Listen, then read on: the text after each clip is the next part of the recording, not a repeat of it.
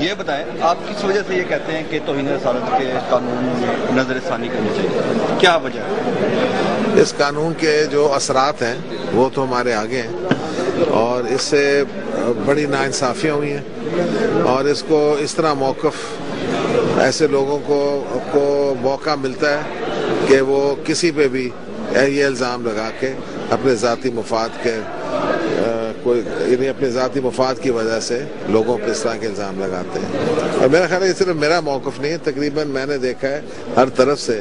جو اس ملک کے روشن خیال طبقہ ہے وہ سمجھتے ہیں کہ اس قانون پہ فوری طور پہ نظر ثانی کی جائے، اور جو لوگ اس کی گرفت میں آئے ہیں ان پہ بھی جو رحم کے اپیل ہیں ان پہ سوچنا پڑے گا، کیونکہ یہ قانون جو ہے ہم دیکھیں آگے جا رہے ہیں انہانسمنٹ کے لیے یورپین کمیونٹی کے آگے، اور وہ انسانی حقوق کو بھی دیکھتے ہیں۔ 2014 میں ہم لوگ جا رہے ہیں کمپلیٹ ممبرشپ کے لیے، اکنامک انٹری کے لیے، اس کے لیے بھی وہ نظر ثانی کر رہے ہیں۔ اس طرح کے قوانین جو ہیں یہ پاکستان کے لیے اچھے نہیں ثابت ہوں گے۔ اچھا، تو یہ بتائیے آپ ایک حکومتی عہدے میں بھی ہیں، تو اب تک ایسے کتنے کیسز سامنے آئے ہیں جو جھوٹے تھے، غلط تھے، یا جن میں ناانصافی ہوئی؟ کوئی ایسا کچھ آپ دیکھیں، ایسے تو بے انتہا کیسز ہوئے، میں نے سب کو تو نہیں دیکھا ہے، لیکن یہ سارے کیسز تقریباً مرکزی پنجاب میں ہی ہوتے ہیں سارے، اور باقی صوبوں میں بہت ہی کم ہے۔ اور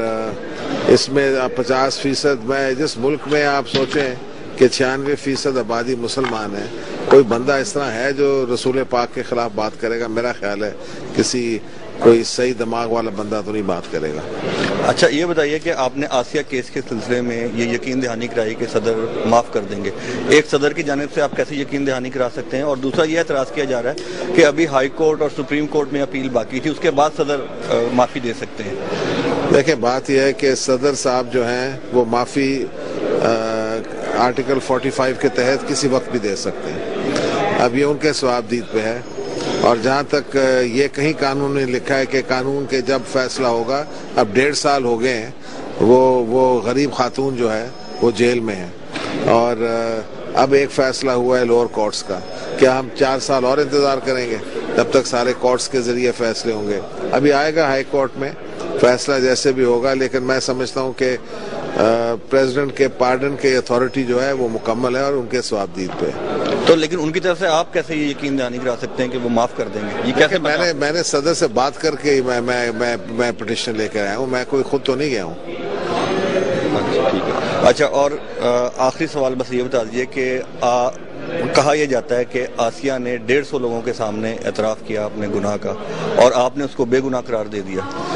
اس نے کہیں بھی اعتراف نہیں کیا، انفیکٹ وہ جب میں جیل گیا تھا اس نے وہاں بڑے کھلے اور بڑے واضح طور پہ رسول پاک کے بارے میں جو انہوں نے کہا کہ مجھے پورا ان پہ یقین ہے، اور ہر طریقے سے انہوں نے کہا کہ میں نے ایسی کوئی بات نہیں کی، اور میں نے کبھی بھی نہیں کی، اور مجھے دباؤ کے ذریعے اور مجھے مارا بھی ہے اور سب کچھ کیا ہے، لیکن وہ کہتی ہے کہ میں نے کبھی ایسے الفاظ استعمال نہیں کیے رسول پاک کے بارے میں۔ تو میرا خیال ہے جس بندے پہ الزام لگا رہے ہو، جب وہ کہہ رہے ہیں ساری دنیا کے آگے، پریس کے آگے، کہ میں کبھی بھی نہیں ایسے کہہ سکتی اور میں ان کی پوری طرح عزت احترام کرتی ہوں، تو پھر کیوں اس طرح کی باتیں کی جاتی ہیں؟ اچھا، آپ نے اس کے بے گناہی کی بات کی اور خود آپ پہ یہ الزامات لگا دی گئے کہ آپ اس طریقے سے توہین کے مرتکب ہو رہے ہیں، تو اور آپ کو پتہ ہے کہ مذہبی یہاں پہ دباؤ بھی بہت ہوتا ہے، تو آپ کو یہ ڈر نہیں لگا یہ ساری باتیں؟ دیکھیں، بات یہ ہے کہ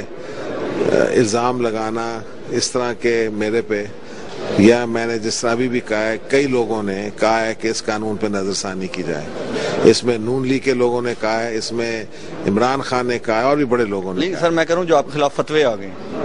آپ کا خیال ہے کہ یہ لوگ جو ہیں، میں جاہل مولویوں کے فتووں کا میں کیئر کروں گا؟ انہوں نے تو بسنت کے خلاف بھی فتوے لگائے ہیں، انہوں نے تو ذوالفقار علی بھٹو، محترمہ بینظیر بھٹو شہید کے خلاف بھی فتوے لگوائے ہیں، انہوں نے تو قائد اعظم کو کافر اعظم کہا ہے، تو آپ کا خیال ہے میں ان کے فتووں کے میں سوچتا ہوں کہ اس کی کوئی اہمیت ہے؟ بالکل نہیں ہے۔ بہت بہت شکریہ۔